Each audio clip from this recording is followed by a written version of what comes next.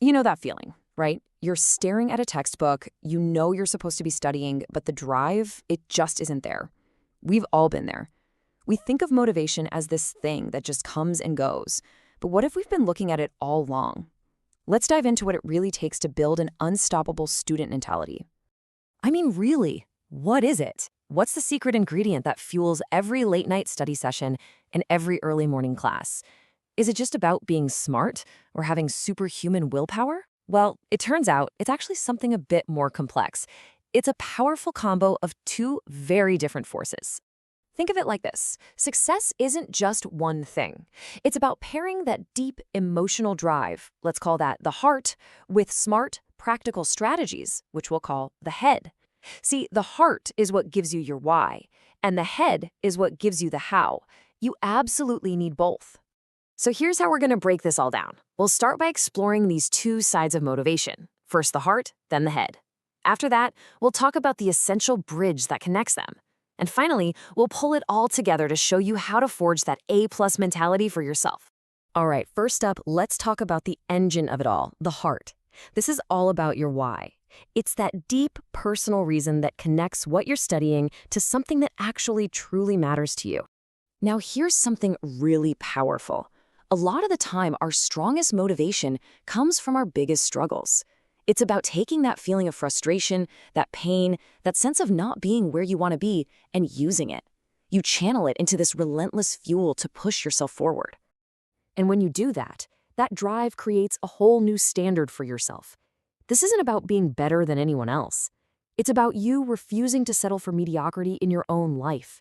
You gotta cultivate an intolerance for good enough because you know you're capable of so much more. So here's the key. You have to know where you're going.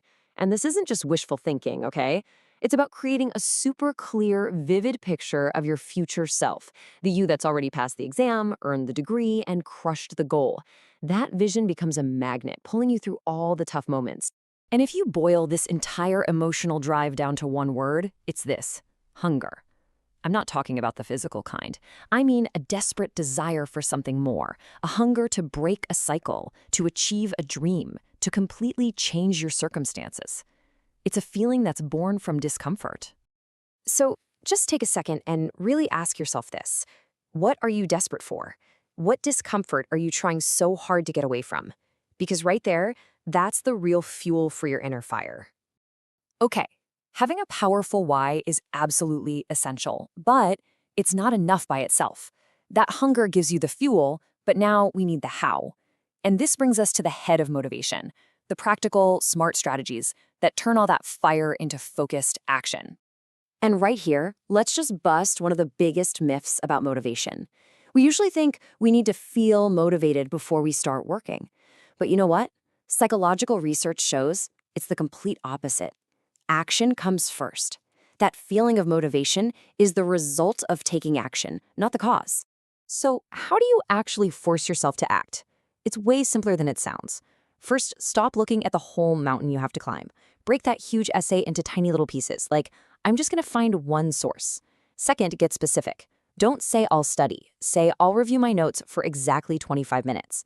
And third, and this is the most important one, just start. Seriously, even if you don't feel ready, let that hunger push you to write just one sentence. The motivation will catch up, I promise.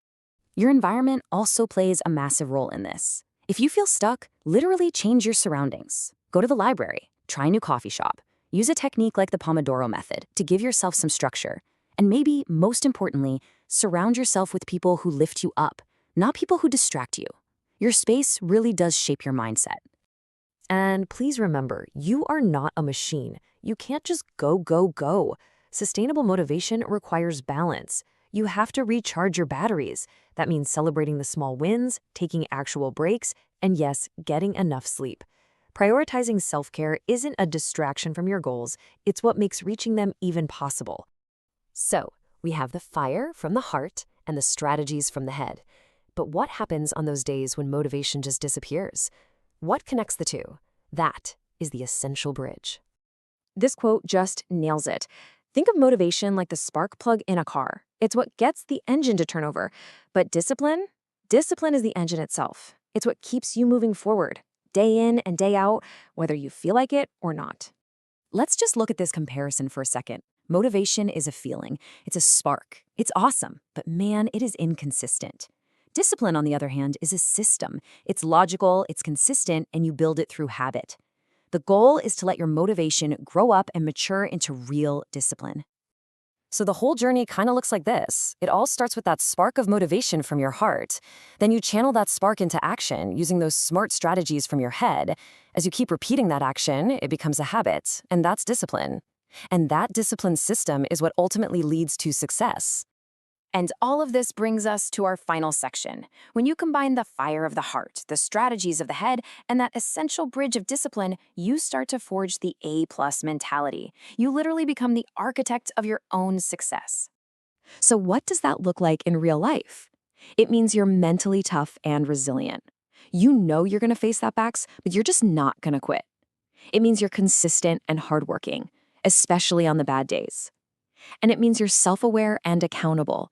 You understand that at the end of the day, you are responsible for your own outcomes.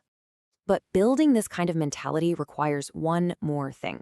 You have to be willing to evolve. See, the person you are today might not be the person who's capable of achieving your biggest goals.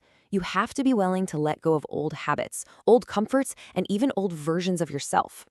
And that brings me to the last thing I want to leave you with, this really powerful, challenging question. Achieving your vision isn't just about what you're going to do. It's about who you're going to become. And becoming that person requires sacrifice. So the real question is, who are you willing to sacrifice to become the person you were always meant to be?